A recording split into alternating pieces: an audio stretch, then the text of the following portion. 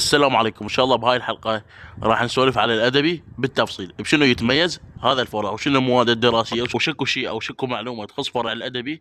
ان شاء الله راح نعرفها بهاي الحلقه وبالتفصيل. اول شغله نبدي نحكيها على فرع الادبي هو مواد الدراسيه. شنو المواد الدراسيه اللي موجوده من الرابع الادبي لحد السادس الادبي؟ راح اقول المواد وان شاء الله ما انسى اي ماده. عندك اول شيء اسلاميه، عربي، انجليزي، رياضيات، تاريخ وجغرافيا وعلم الاجتماع وفلسفه والاقتصاد، العرب وياه النقد والبلاغه وايضا الادب.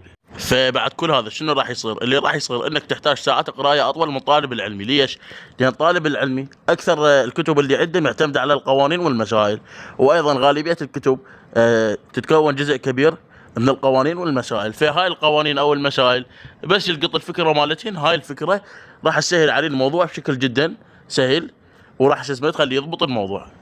بس طالب الادبي انا متاكد حتى طلاب الادبي راح يوافقون على هذا الراي. طالب الادبي يظل يقرا ويدرخ ويدرخ ويدرخ ويحفظ لحد ما يدرخ هذا الموضوع اللي عنده. لان المشكله اغلب الكتب عندك ما فيهن شيء ينفهم، عدا الرياضيات عندك فهمي، عندك قواعد الانجليزي فهم، قواعد العربي ايضا فهم، وعندك كم شغله مثلا بالاقتصاد او شيء، هذين فهميات. اما باقي الكتب مثلا تاريخ، جغرافيا، علم الاجتماع، فلسفه، اقتصاد، نقد، ادب، ما ادري شنو، هذني كليتهن درخ.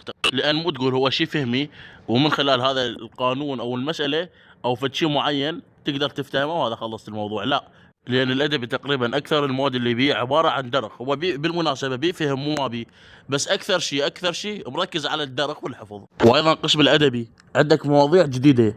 شلون يعني مواضيع جديده؟ يعني مو مثل العلمي محتاج اساس ومحتاج مواضيع قديمه.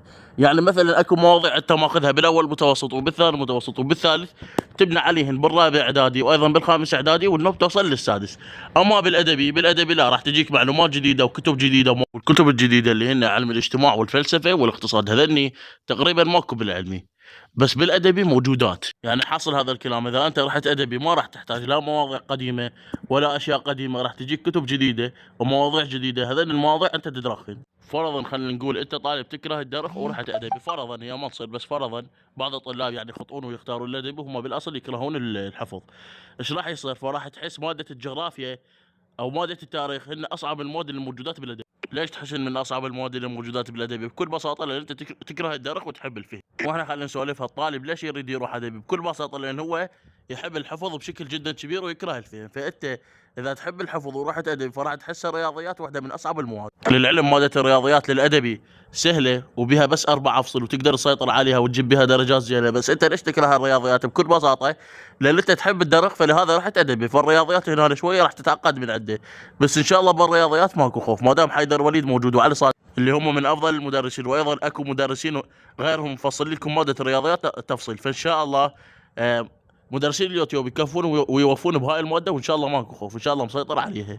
وبالنسبه للصعوبه او السهوله اللي بقسم الادبي، اذا انت طالب يعني تحب الحفظ بشكل جدا قوي فراح تحس الادبي قسم جدا سهل مسيطر عليه ان شاء الله. ليش؟ لان انت تحب الحفظ. وهو الادبي مثل ما قلت لك اغلب المواد اللي بيه تكون تقريبا عباره عن درخ وحفظ، ما بيها شغلات فهميه. يعني مثلا الجغرافيا، علم الاجتماع، الفلسفه، التاريخ، النقد، الادب وما ادري شنو، هذول تقريبا كلياتهم عباره عن درخ ما بيهن شيء فهمي.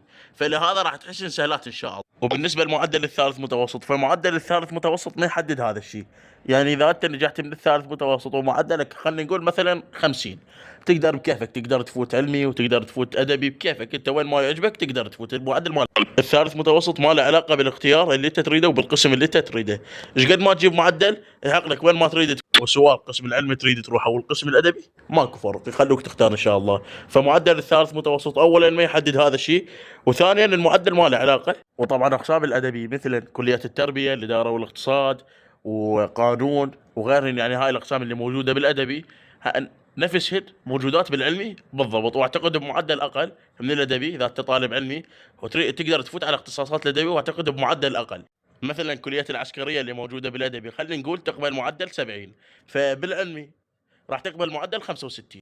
وهكذا بقية الأقسام، يعني أي قسم موجود بالأدبي والتعلمي تقدر تقدم عليه، واحتمال جدًا كبير إنه بمعدل أقل من الأدبي تقدر تفوت عليه وتنقل. وأيضًا باقي الكليات مثل الإدارة والاقتصاد، التربية، القانون، وبقية الأقسام اللي موجودة بالأدبي نفسهن وكلياتهن موجودات بالعلمي، وبمعدل أقل يقدر الطالب يقدم عليه ويقبلوه إن شاء الله. وهواي من الطلاب يسألون هذا السؤال، من الأصعب العلمي اللي هو الأدبي؟ وأنت مغمض العلمي أصعب، لأن عندك كيمياء وفيزياء وأحياء، هذين المواد اللي الطلاب تضوج منها موجودات بالعلمي، بس بالأدبي ماكو كيمياء وفيزياء وأحياء، موجود ببدال تاريخ وجغرافيا، وأكو مادة ثالثة. هاي المادة الثالثة اللي بالأدبي تختلف حسب المرحلة، يعني إذا أنت بالرابع أدبي عندك علم الاجتماع، بالخامس فلسفة، وبالسادس اقتصاد. أما بالعلمي العلم الكيمياء والفيزياء والأحياء ثابتات بكل صف من الرابع والخامس والسادس، ما يتغيرن. وصلنا لهذا الفيديو وكل توفيق إن شاء الله.